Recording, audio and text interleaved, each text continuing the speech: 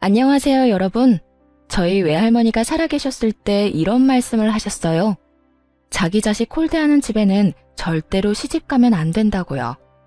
자식이란 그저 존재하는 것만으로도 사랑스러운 존재인데 그런 자식을 홀대하는 건 분명히 그 집 부모에게 문제가 있는 거라고요. 그런 곳에 시집가서 시집살이 힘들게 할까봐 무척 걱정을 많이 하셨어요. 저는 어릴 때 외할머니 밑에서 자라서 영향을 많이 받았거든요. 그리고 한 가지 더, 가족끼리 결속이 너무 강한 집안은 피하라고 말이죠. 그 안에 네가 가족으로 인정받기까지 시간도 많이 걸릴 것이고 결국 제가 소외감을 느낄 거라고 하셨죠. 그런데 외할머니께서도 모르는 게 있었나 봐요. 결혼을 해보고 겉과 속이 전혀 다른 가족도 있더라고요. 그런 곳을 정말 조심해야 하는 거죠. 그런 면에서 저희 시댁은 처음에는 정말 잘해주셨어요. 어머, 어서 와요. 우리 아들한테 여자친구가 있다는 말을 듣고는 얼마나 깜짝 놀랐는지 몰라요. 맞아요, 언니. 오빠한테 여자친구가 있다니 상상도 못했어요. 저희끼리 결혼 이야기를 끝내고 시댁에 갔을 때 시모와 신우는 저에게 환대하는 모습을 보여줬어요. 남편 나이가 당시에 38이었고 저도 동갑이었으니 저희 집에서는 빨리 시집가라는 느낌이었고 남편 집안도 그럴 거라고 생각하고 있었죠. 그렇게 설렘과 긴장을 안고 들어간 시댁에서 저는 의외의 상황과 맞닥뜨렸어요. 근데 얼마나 사귀었어요? 오래 사귀었어요? 저희 1년 좀 안 되는 기간 동안 사귀었어요. 아무래도 나이가 있다 보니 자연스레 결혼 이야기 나왔고요. 어머, 1년도 안 됐는데 결혼 이야기 하는 거야? 요즘 애들 그렇게 빠르게 결혼 선택했다가 이혼도 많이 하잖아. 그래도 연애를 2년 정도는 해보고 결혼을 해야 하지 않을까? 저희 집에서는 벌써 결혼하라고 난리라서요. 이 사람이 워낙 괜찮은 사람이라 저도 한다면 빨리 하고 싶고요. 저는 남편을 보며 싱긋 웃었죠. 남편은 순박하고 착한 사람으로 저와 잘 맞았어요. 우리 아들이 괜찮기는 한데 이렇게 쉽게 결정해도 되나 모르겠네. 상견례도 솔직히 나는 좀 이르다는 생각이고 좀 더 사귀어보고 결정하는 게 낫지 않을까? 이상한 기분이었어요. 분명 반기는 표정이었는데 입으로 나오는 말은 그와 정반대였거든요. 계속 상견례를 미루면서 결혼을 더 신중하게 생각하라는 그런 이상한 말만 하더라고요. 보통은 나이 40이 다 되어가는 노총각 아들은 빨리 결혼시키라고 하지 않나요? 그런데 오히려 더 늦추고 있더군요. 저는 그런 그들의 행동에 지지 않고 말했어요. 더 사귀어봐도 똑같은 거면 그냥 같이 사는 게 맞죠. 혹시 집안에 어떤 사정이라도 있나요? 조심스럽게 물어봤어요. 그런데 그 이야기를 하고 나니 표정이 싹 변하더군요. 그것도 남편이 보지 않는 곳에서만요. 그날은 밥이 입으로 들어가는지 코로 들어가는지 모른 채 그렇게 나와야 했어요. 그리고 그 뒤부터 저를 향한 무척 교묘하고 은근한 괴롭힘이 시작됐어요. 저를 싫어하는 건가 생각했는데 저를 초대해 식사를 하자고 하더군요.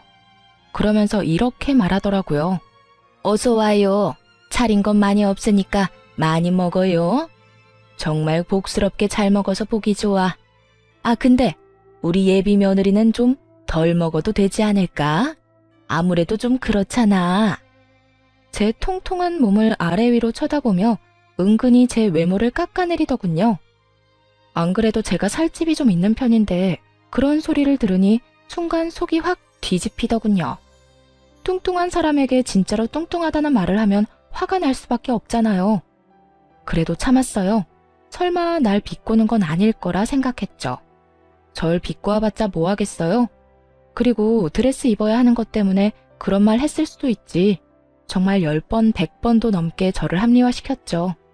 그리고 남편도 저를 위로해줬어요. 그런 말을 시모에게 들을 때마다 남편은 저한테 그랬거든요. 괜찮아. 난 토실토실한 자기를 좋아하는데 그래서 결혼하자고 하는 거잖아. 그러니까 그런 걸로 우울해하지 마. 내 눈에만 예뻐 보이면 되니까. 정말 지금 생각해도 참 사랑꾼인 저희 남편이죠. 그런 남편 아니었으면 진짜 다 때려치우고 싶을 만큼 재수없는 게 시모였죠. 그리고 그런 재수없는 사람이 시모 하나만은 아니었어요. 하루는 제가 화장실에 갔는데 신우와 남편이 대화를 나누는 것 같더라고요. 집에 있는 화장실인데 방음이 잘 안 되는 건지 둘이 화장실과 가까운 곳에 있어서 그런 건지 소리가 들리더라고요. 그런데 신우가 어이없는 소리를 남편에게 하더라고요. 오빠는 저 사람 어디가 좋아서 만나? 예쁘지도 않고 그렇다고 직업이 좋은 것도 아니고. 그리고 우리 엄마한테도 가끔씩 정색하는 거 봤거든? 게다가 나까지 무시하는 시선 보낸다니까? 그것도 오빠 없을 때만. 화장실 안에서 그 이야기 듣는데 누구 이야기인가 싶었어요. 그런 적 없고 그런 짓만 당했는데 제가 대체 누구에게 그런 짓을 했다는 거죠? 어쨌든 나는 그 여자랑 오빠 결혼하는 거 싫어. 오빠가 결혼 다시 생각해보면 안 돼? 더 이상 듣고 있기 싫어서 일부러 화장실 문을 요란하게 열고 밖으로 나왔어요. 그랬더니 신우가 셀쭉한 얼굴로 저를 노려보더군요. 정말 갈수록 이해 불가였어요. 제가 대체 뭘 했길래 이 사람들한테 이런 취급을 받는지 도무지 짐작 가는 일이 아무것도 없었거든요. 그래도 다행인 것은 남편은 그런 방해에도 절대로 낚이지 않았다는 거죠. 결국 자기 마음대로 되지 않는 남편을 시모와 신우는 번갈아가며 괴롭혔어요. 은근한 전략이 안 먹히는 것 같으니 그 후에는 아주 직접적으로 남편에게 요구하더라고요. 나는 저 애를 며느리로 삼기 싫어. 덩치도 크고 얼마나 게을러 보이니? 그렇지 않아도 너희 아버지 암 때문에 병원에 계시고 할머니도 요양원에 계시는데 저런 애가 들어와서 도움이 될 리가 없잖아. 그래, 오빠는 사람 보는 눈이 너무 없어. 더 괜찮은 사람이 있을 건데 왜 저런 여자를 데려와? 나는 이 결혼 절대 반대야. 그리고 오빠도 알잖아. 부모가 반대하는 결혼했다가 어떻게 되는지. 우리랑 인연 끊고 싶으면 그 여자랑 결혼하던가. 정말 상상을 초월하는 말로 남편을 괴롭혔더군요. 저는 덩치가 있긴 하지만 그렇다고 게으른 성격은 아니었어요. 행동하는 것보다 많이 먹어서 그렇지 체력은 다른 사람들보다 훨씬 좋은 편이었고요. 그리고 저는 저를 사랑해주는 사람을 그대로 놓아버릴 정도로 포기가 빠른 편은 아니었어요. 오히려 물고 늘어지는 편이었죠. 그리고 다들 알다시피 자고로 연애라는 건 주변에서 말릴수록 더 불타오르는 거라고 하지 않던가요?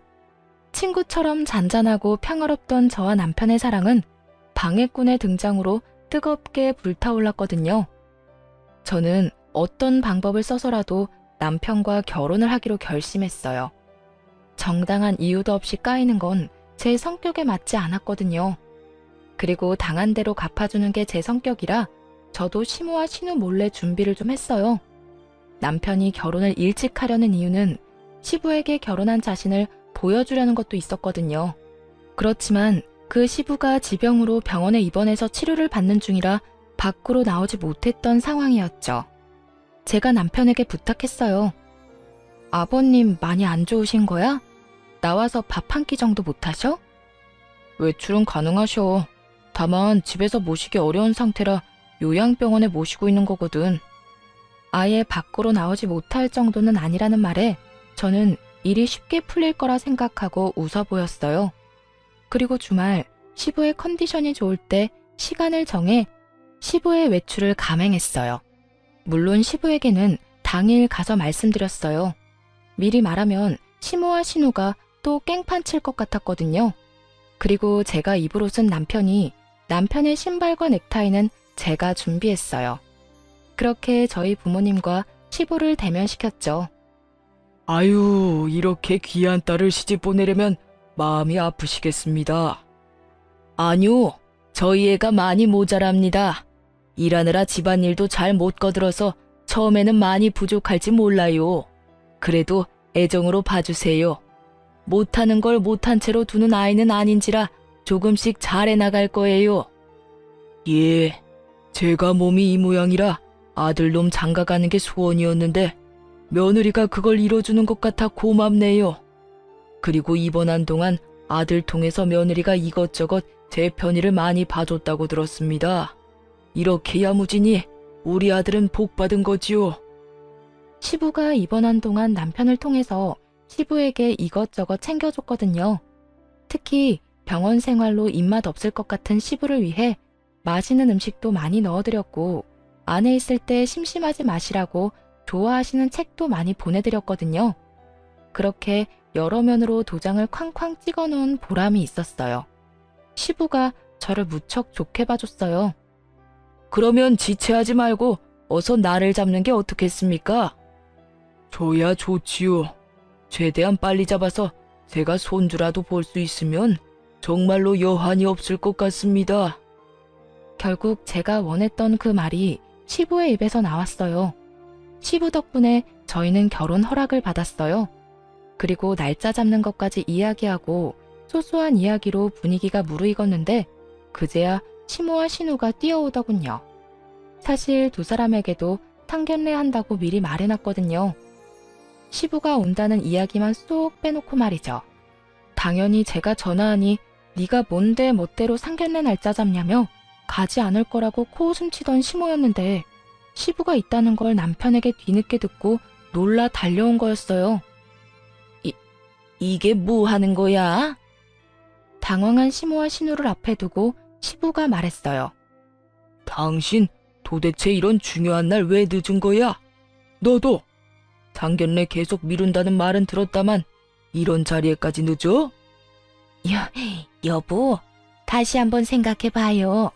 당신 아파서 그런 거면 그런 생각 버려요. 당신 지금보다 더 오래 건강하게 살 수 있는데. 그리고 저는 지금이 기회라는 걸 잘 알았어요. 시모와 신우가 왜 저를 탐탁지 않아 하는지 물어볼 처음이자 마지막 기회요. 어머님, 그런데 이 사람도 이제 곧 40인데 결혼을 미루는 이유가 따로 있을까요? 저나 남편에게 문제가 있는 것도 아니고 양가 집안에 나쁜 일이 있는 것도 아닌데. 그리고 40이 다 돼가는 저희가 1년 정도 사귀었으면 많이 사귄 거라 생각하는데 정말로 이해가 안 돼서 여쭤보는 거예요. 저희가 왜 이 결혼을 더 끌어야 하는지 저희한테 설명 좀 해주세요. 그래야 저희도 납득하고 그 말에 따르던 말던 하죠. 시모가 또박또박 할 말 하는 저를 살짝 째려보더군요. 저도 엄마 아빠 위세가 있으니 무섭지는 않더라고요. 그리고 무엇보다 시부가 있는 앞이었잖아요. 아들의 결혼을 그 무엇보다 축복하고 좋아해주는 시부가 있는데 제가 뭐가 겁나겠어요? 시부 위세를 등에 업고 물었죠. 그랬더니 시부도 말하더라고요. 그래, 내 며느라가한테 다 들었어. 대체 왜 그런 짓을 했어? 듣고 있으니 내가 기가 막히고 어이가 없어서 언제는 빨리 결혼시키고 싶다며. 나한테 한 말이랑 애들한테 하는 말이 왜 달라? 그러자 시모가 입을 꾹 닫더군요. 뭔가 있는 것 같았지만 말하지 않더라고요. 그게 무슨 이유인지는 모르겠지만 시부에게도 말하지 못할 만큼 비밀스럽고 문제가 되는 것임에는 틀림이 없어 보였죠. 그날을 기점으로 제 안에서 시모는 꿍꿍이가 있는 사람 1위에 올라섰어요. 그렇지만 시부를 끌어들인 보람이 있었는지 결혼은 빠르게 진행됐어요. 조금만 더 늦었으면 다음해 말까지 기다렸어야 할 뻔했거든요. 결혼 과정에서도 여러 가지로 성가시게 하던 시모는 시부의 전화 한 통이면 쪼그라들어서 결혼 준비는 문제없이 해나갔어요. 그렇게 저와 남편은 결혼을 했어요. 그리고 가장 먼저 한 건 남편의 통장 관리였죠. 남편은 매달 50만 원씩 시모에게 용돈을 주고 있었어요. 솔직히 너무 많다 싶었지만 그건 남편이 자기 부모에게 주는 거니 제가 손댈 부분이라고 생각지 않았어요. 게다가 시모도 조모와 시부를 돌보느라 많이 힘든 건 사실이었거든요. 남편에게 듣기로는 조모도 살아계시는데 1급 시력장애와 노환으로 요양원에 계신다고 했거든요. 그러니 시모는 본인의 남편 병간호도 해야 하고 시어머니의 병간호도 해야 하는 상황이었던 거죠. 직장을 다니지는 않지만 힘든 일을 하는 분이니 그 정도 용돈 드리는 건 아깝지 않다고 생각했어요. 그렇게 결혼하고 6년쯤 지났을 때는 서로가 서로에게 어느 정도 익숙해진 상황이었어요. 시모와 신우는 마주칠 때마다 저를 노려보긴 했지만 예전처럼 막무가내로 굴지는 않았어요. 이미 결혼을 했으니 더 이상은 무의미하다고 생각했을지도 모르죠. 그리고 그때쯤에는 남편과 제 사이에 아들이 태어났기 때문에 분위기가 누그러진 거라고 생각했어요. 시모와 신우가 아이에게 뭔가 사주거나 엄청 예뻐하는 건 본 적 없지만요. 제가 그 부분에 대해서 남편에게 엄청 화를 낸 적 있거든요. 그랬더니 남편이 약간 곤란한 표정을 지으며 저한테 그 이유를 명확하게 설명해 주더라고요. 어머니가 우리 아이 안아주지 않아도 너무 마음 쓰지 마. 사실은 어머니가 새어머니거든. 그래도 여태껏 나 키워주셨어. 그러니까 그 부분은 깊게 생각하지 마. 어머니도 핏줄에게 더 마음이 가는 거겠지. 나 키워준 것만으로도 고맙게 생각하고 있어. 그 이상 바라면 욕심이지. 남편의 이야기를 듣고서야 이 사람들이 왜 남편 결혼에 그다지 흥미가 없었는지 조금은 이해할 수 있게 됐죠. 자기 자식이 아니니까 결혼을 늦게 가든 노총각으로 늙어 죽든 상관 안 한 모양이다 싶었어요. 솔직히 애가 생긴 후 제가 애와 떨어질 수 없다 보니 시댁과 만남을 계속 피할 수 있었거든요.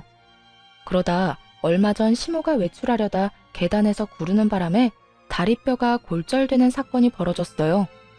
골절된 뼈가 붙을 때까지 병원에 입원했는데 나올 때 저희가 시댁으로 모셨어요. 그런데 가는 차 안에서 시모가 툭 한마디를 내뱉었어요. 우리 집 말고 너희 집으로 가자. 네? 저희 집이요? 그래. 시어머니가 다쳤는데 너희는 그냥 집에만 내려다주고 갈 생각이었니? 지금 당장 거동도 제대로 못하는데 목발 짚으니 겨드랑이랑 어깨도 너무 아프고 온몸이 별로야. 그러니 너희가 내 수발 좀 들어야겠다. 저는 당황했어요. 이제 막 새돌이 된 아기가 있는 맞벌이 집이었어요. 남편은 야근이 잦았고 저는 퇴근과 함께 육아 시작인 사람이었거든요. 그런 상황에서 시모까지 떠맡으라는 건 너무한 일이었어요. 어머님, 저희 맞벌이에요. 게다가 애까지 키우고 있어서 어머님 수발 드는 게 쉽지는 않을 것 같아요. 아니면 아가씨 댁에 가 계시는 건 어때요? 아가씨는 혼자 사는 데다가 일도 재택근무인 걸로 아는데. 언니, 생각이 있는 사람이에요? 결혼도 안 한 제가 어머니랑 같이 살면 어떤 인간이 나랑 연애하고 싶겠어요. 나 평생 노처녀로 늙어 죽게 만들려고 작정했어요. 그리고 이런 일에 맨입으로 해달라는 것 자체가 좀 경우 없는 일 아닌가요? 어머님이 평생 아프실 건 아니잖아요. 다리만 나으면 집으로 돌아가실 텐데 무슨 그런 소리를 하세요? 그리고 저희도 그냥 모셔달라는 건 아니에요. 어머님께 드리는 용돈에 더 못해서 한 달에 100만 원 어머님 편으로 붙여드릴게요. 그걸로 어머님 모셔주면 될 것 같은데. 꼴랑 100만 원으로 누구한테 그딴 일을 시켜요? 그리고 그 100만 원 중에 절반은 엄마 용돈이잖아요. 사람을 그따위 싼값에 부려먹어도 되는 일이에요? 200만 원 맞춰주면 생각해 볼게요. 상상을 초월한 금액에 슬금슬금 열이 나더군요. 아가씨, 보자하니 너무하시네요. 어머님 자식이 남편뿐이에요? 아가씨도 어머님 모실 자격 충분한데 그럼 저희한테 돈 주세요. 그 돈 받고 제가 일 그만두고 어머니 모실 테니까. 그만해라. 아들이 어머니 모시는 게 당연한 일이지. 너가 모시기 싫어서 내 딸한테 그런 소리 하는 거야? 먼저 돈 이야기 꺼낸 건 아가씨예요. 어쨌든 저희는 상황상 어머님 못 모시니까 아가씨랑 저희랑 모은 돈으로 요양병원이나 재활병원에 들어가서 치료라도 받으세요. 아들아, 네 와이프 하는 거 보고 할 말 없니? 내가 그래서 처음부터 마음에 안 든다고 누누이 말하지 않았어. 이거 봐라. 아픈 엄마 모시고 싶지도 않다며 네 누이 동생한테 미루는 것 좀 봐. 내가 이렇게 비참하게 살아야겠어? 어머니, 저도 어머니 마음은 이해가 가지만 저희 상황도 생각해 주세요. 저도 야근 많고 이 사람도 집에 와서 독박 육아해서 정말로 어머니 모실 시간 여유가 전혀 없어요. 병원이라도 들어가 계시면 자주 찾아뵙고 원하는 거 넣어드릴게요. 그리고 괜찮아지면 집으로 오시면 되고요. 뭔가 남편이 한마디 해주길 바란 모양이더라고요. 그런데 남편이 그렇게 나오니 시모가 기가 찬 듯 남편을 쳐다봤어요. 너 결혼했다고 사람이 바뀌었네. 예전에는 내가 하란 대로 꼬박꼬박 해주더니 이제는 그런 거 해줄 필요 없니? 그것도 다 네 와이프가 뒤에서 시키는 거겠지? 와이프한테 제발 뭐라고 하지 마세요. 대체 왜 이러세요? 어쨌든 저희는 거절했으니까 동생이랑 상의해서 저한테 알려주세요. 그렇게 남편은 시모와 신우를 시댁에 내려주고 집으로 돌아왔어요.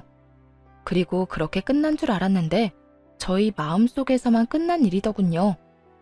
얘, 너 정말로 나 수발 안 들 거니? 이래서 키워준 은혜도 모른다는 말이 나오는 거야. 내가 너한테 얼마나 신경을 썼는데 지금 와서 나한테 이딴 취급을 받게 해? 오빠, 진짜 너무해. 어떻게 나한테 엄마를 맡으라고 할 수 있어? 오빠가 인간이야? 두 사람이 교대로 남편을 끊임없이 괴롭혔어요. 아주 거머리가 따로 없을 정도였죠. 시모는 전화통화로, 신우는 찾아와서 남편을 괴롭혀댔어요. 그렇잖아도 살이 안 찌는 사람이 피로로 늙어가기까지 하니 저도 이제는 못 참겠더군요. 시모와 신우에게 한마디씩 하려다가 남편 말이 생각나서 그것도 못할 짓이더라고요. 자기 키워준 어머니라며 이해해달라는 그날의 남편 목소리가 제 머릿속을 떠나지 않았거든요.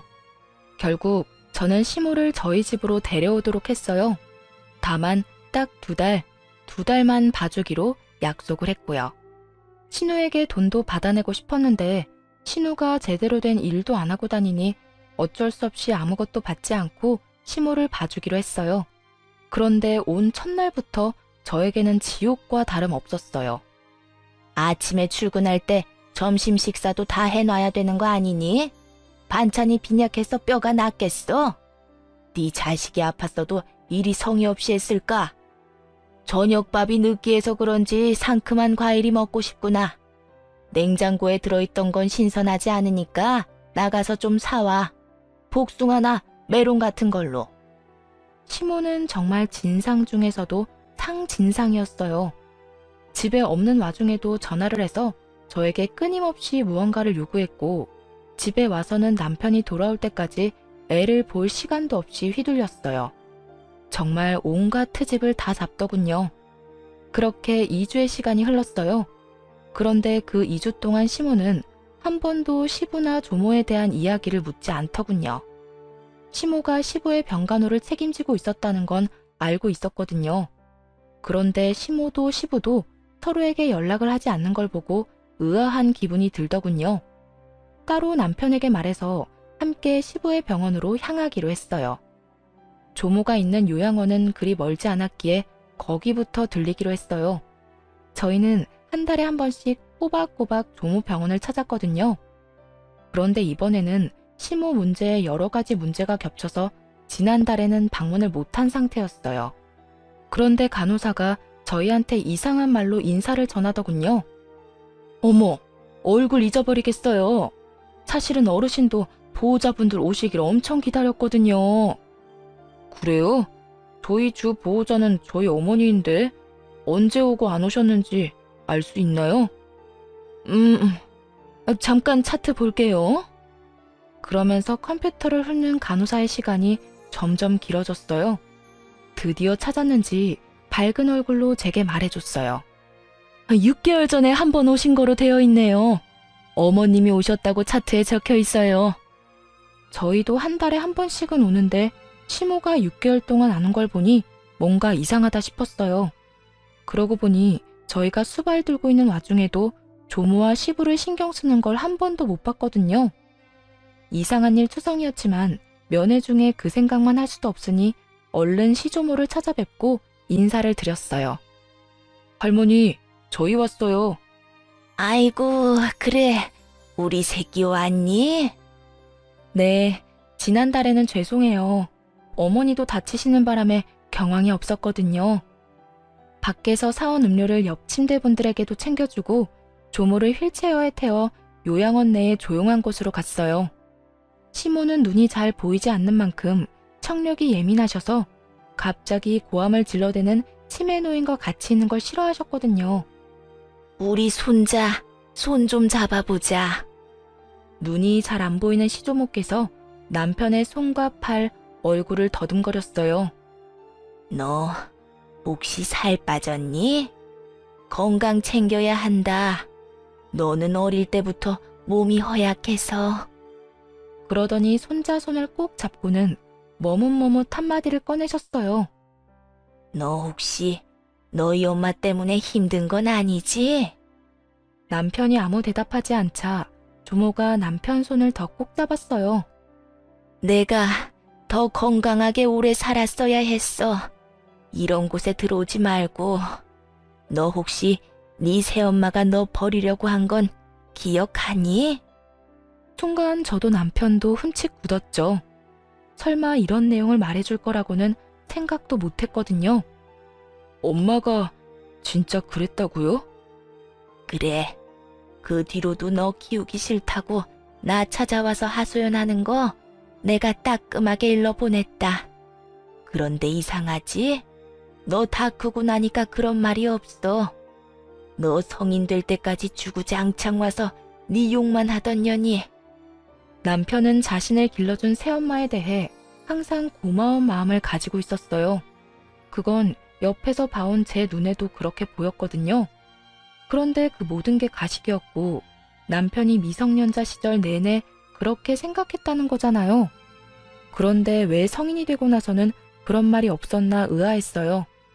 성인이 된 후에도 남편은 시댁에서 함께 살고 있었거든요. 분명 얼굴 마주치는 건 똑같은데 성인이 되기 전과 된 후의 모습이 달랐을까요? 남편은 골똘히 뭔가를 생각하고 또 생각하는 모습이었어요. 저도 조모 말에 충격을 받기는 했지만 그래도 저까지 흔들려서는 안 된다고 생각했어요. 그리고 당사자가 아니었으니 남편보다는 충격을 덜 받을 수밖에 없잖아요. 그래서 곁에서 조용히 남편을 토닥여줬어요. 시조모와 면회를 끝나고 시부 병원으로 향하는 내내 남편은 뭔가를 생각하는 것처럼 아무 말도 하지 않았어요. 저도 그런 남편의 모습이 어색했지만 옆에서 눈치만 보고 있었죠. 그리고 시부 병원에 도착해서 남편이 한 일은 시모가 언제 병원에 왔었는지였어요. 생각보다 시부 병원에는 자주 왔더군요. 시부가 입원한 기간이 그리 길지는 않았는데 1, 2주마다 꼬박꼬박 왔더라고요. 그래도 시어머니보다는 남편이 좋은가 보다 싶었는데 시부 말을 들어보니 그건 또 아니더군요. 아버지, 저 왔어요. 혹시 어머니가 자주 찾으셨어요? 자주 찾아왔다 마다. 아주 올 때마다 귀찮아 죽겠다. 너 혹시 네 어머니 홀대하고 있는 건 아니냐? 시부의 갑작스러운 말은 시모와 정반대였죠. 남편이 갸웃하더니 시부에게 말했어요. 왜 그렇게 말씀하세요? 그렇지 않고서야 너희 엄마가 와서 그런 말을 할 리가 없잖아. 네가 요새 서운하게 대한 건지 결혼하고 나서 엄마한테 관심을 안 줘서 그런 건가? 자꾸 자기를 보험금 수령자로 해달라. 집은 딸한테 주라며 나한테 요구를 하잖아. 요새 네 동생이 너희 엄마 모시고 있다던데 어머니 잘 들여다보고 신경도 쓰고 그래라. 네가 자기한테 신경 안 쓴다고 딸밖에 없다며 지금 살고 있는 집 명의 네 동생 앞으로 돌려달라는데 네 엄마가 얼마나 불안했으면 그런 소리를 했겠냐. 이제 너도 엄마 알아서 챙겨드리고 그래. 보험금 수신인을 바꿔달라는 말이 이렇게 무섭게 들리긴 처음이었어요. 어머니가 그런 말을 하셨어요? 그럼 동생은 별말 없었어요? 너희 할머니 돌보는 것도 네 여동생이 하고 싶다고 하더구나. 그것 때문에 매달 돈 필요하다고 해서 돈 좀 주고 있어. 50만 원씩. 저와 남편은 순간 뒤통수를 제대로 맞은 기분이 들었어요.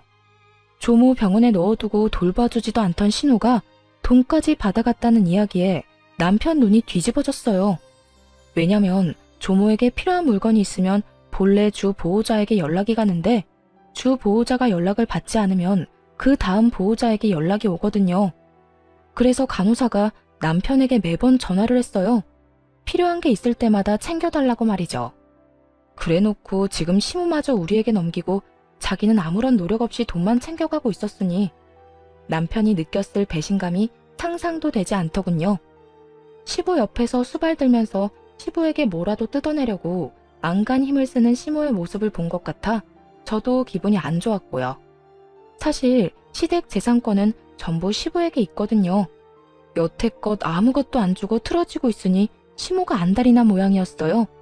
남편은 돌아오자마자 시모에게 따지더군요.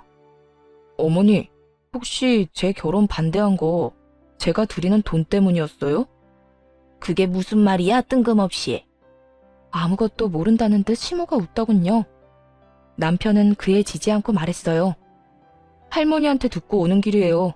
저 성인 될 때까지 저 키우기 싫다고 그러셨다면서요?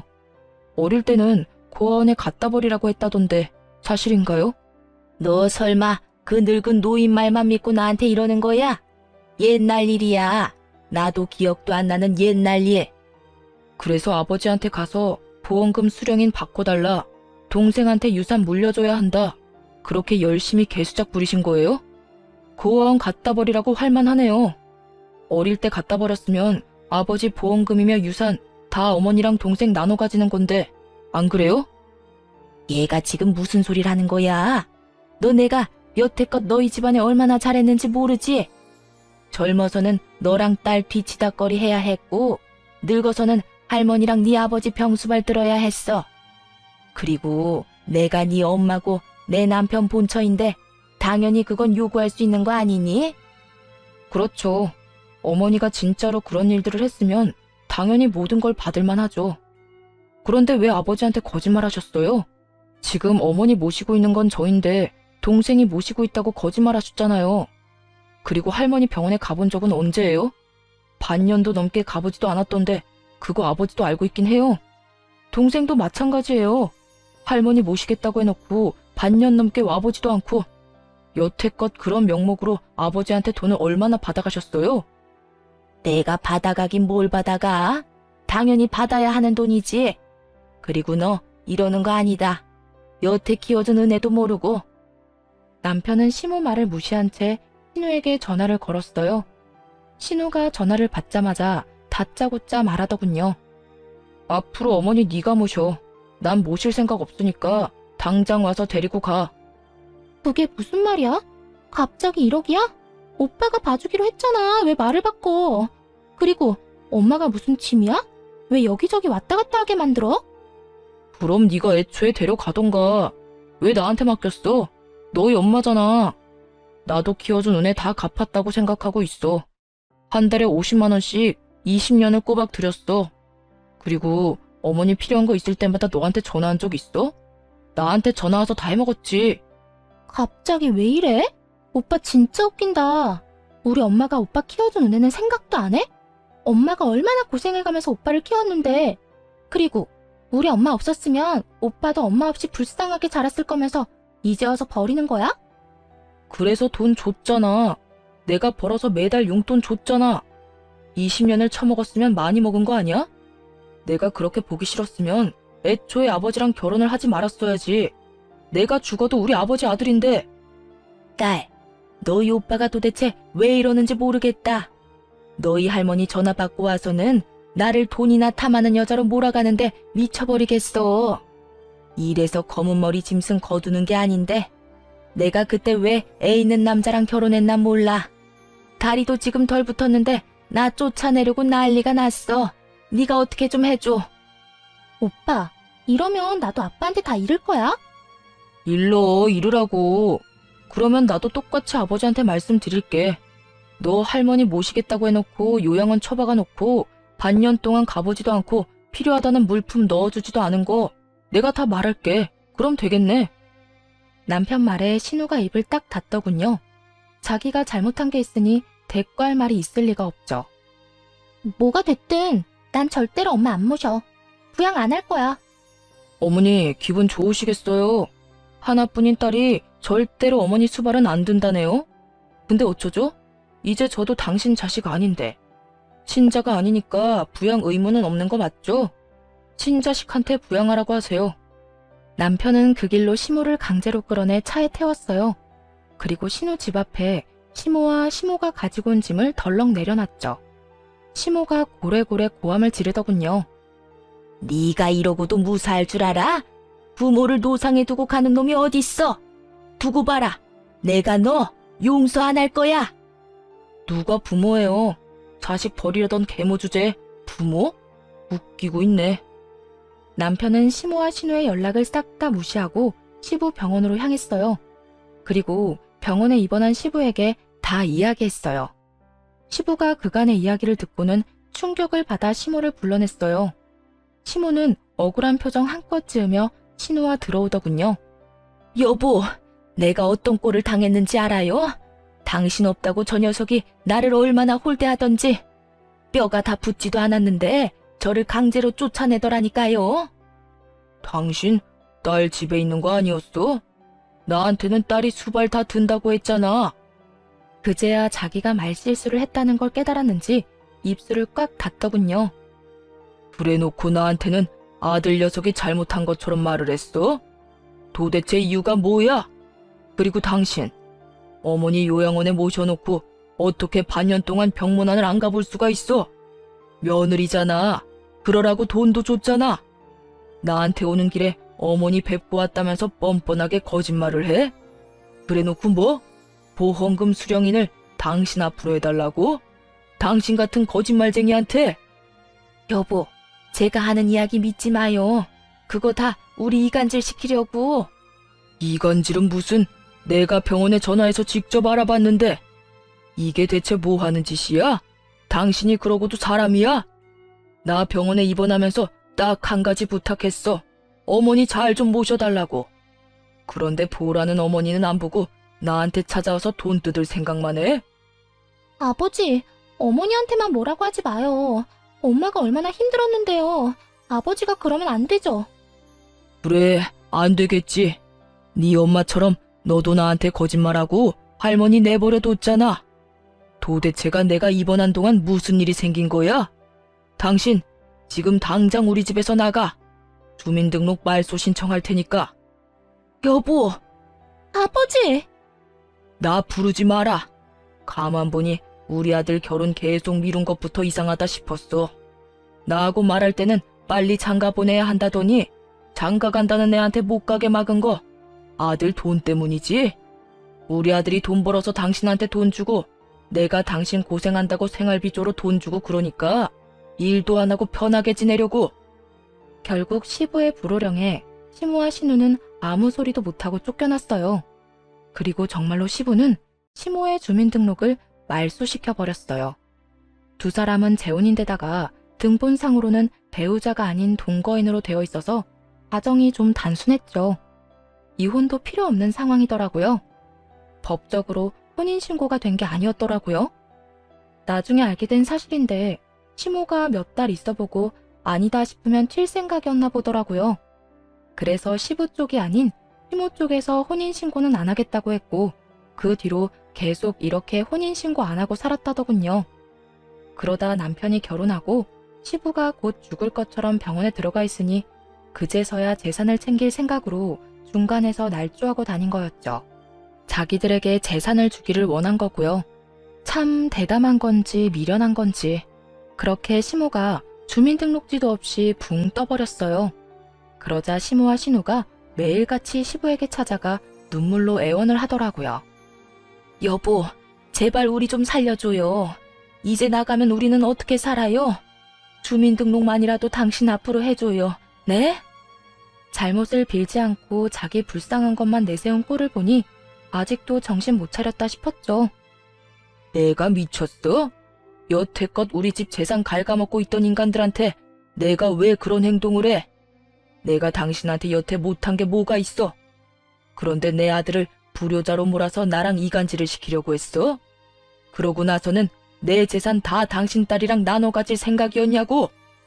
그런 게 아니라고 했잖아요. 딸, 너도 아버지한테 뭐라고 해봐.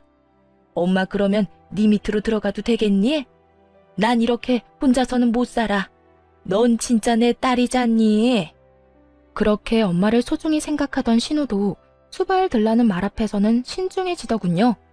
신우 대답이 웃겼어요. 엄마, 딸한테 기생충처럼 들러붙을 거야? 결혼도 안 했는데? 아빠, 그리고 나 이제부터 할머니 요양원에 자주 갈 거예요. 그러니까 제발 저는 내치지 마세요. 네? 엄마는 남이지만 저는 아빠 핏줄이잖아요.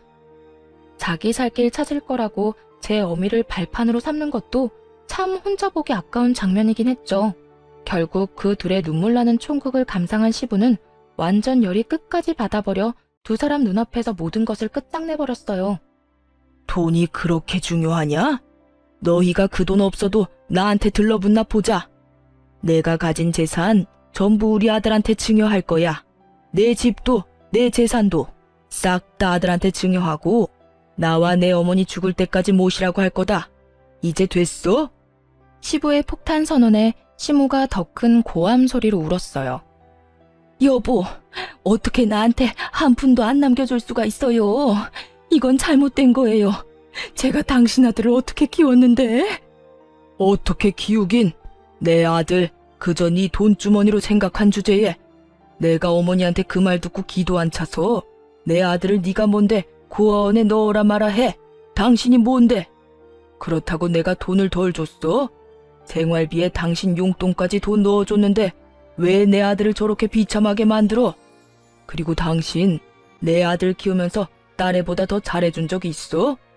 내가 말은 안 했지만 매번 당신은 딸만 감싸 돌았지. 커서 이젠 좀 괜찮아졌나 싶었더니 네 딸만 자식이고 내 아들은 자식도 아니야? 내가 네 딸년 신경 써줬으면 너도 내 아들 힘들게 만들지 말았어야지. 늙은 할망구가 한 말 때문에 지금 이러는 거예요? 처음에 그랬지만 그 뒤에는 괜찮았다고요. 돈 주니까 괜찮았겠지. 내 말 틀렸어? 양심을 좀 챙겨. 결국 시모는 찍소리도 못하고 시부의 호통에 쭈그러졌어요. 저도 나중에 알았는데 신우는 시모가 데려온 딸이었고 남편은 시부가 데려온 아들이었더군요. 나이 차가 좀 있어서 제가 후 시모가 낳은 아이라고 생각했는데 피도 이어지지 않은 모양이었더라고요. 신우는 그 사실도 몰랐는지 자기가 시부의 딸이 아니라는 걸 알고 더 놀랐어요. 솔직히 시부가 딸을 대함에 있어서 너무 격없고 잘해줬기에 핏줄이 아니라는 건 예상도 못했었어요. 결국 한바탕 난리가 나고 시모와 신우는 그 뒤로 감쪽같이 모습을 감췄어요. 그리고 몇 달 뒤에 소식을 듣게 됐어요. 시모가 치매에 걸렸다는 소식이요. 연세가 그래도 그렇게 많지는 않았는데 짧은 시간 스트레스를 많이 받은 모양이었더라고요.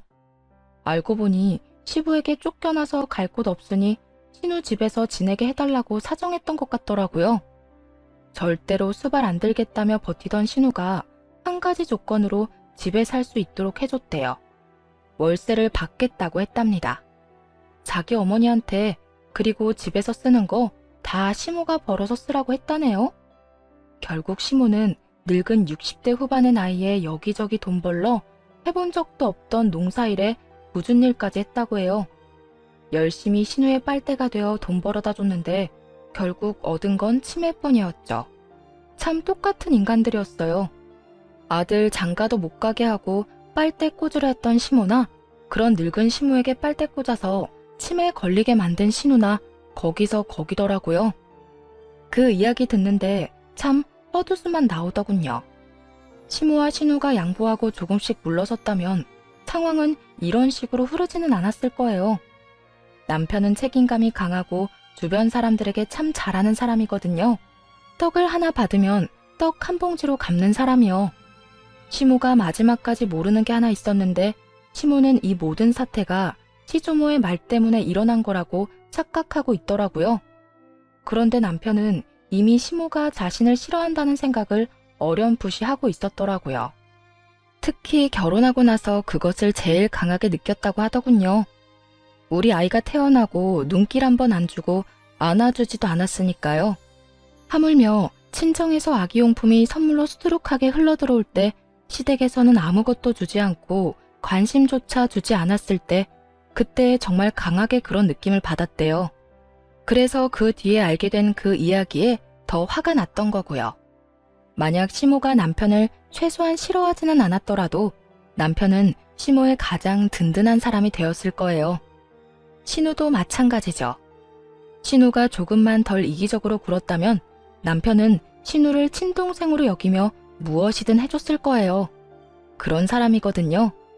그런데 그렇게 좋은 사람 뒤통수를 치려고 했으니 사실 남편이 동생 결혼할 때 대비해서 적금도 모으고 있었거든요. 아버지 아프고 아버지 번 돈이 병원비로 들어가는 상황에서 동생이랑 어머니는 자기가 책임져야 한다고 생각했나 봐요. 그런데 그런 식으로 뒤통수를 맞았으니 그 사람들 서로가 서로에게 하는 것만 봐도 인연 끊는 게 충분히 이해가 가는 사람들이잖아요.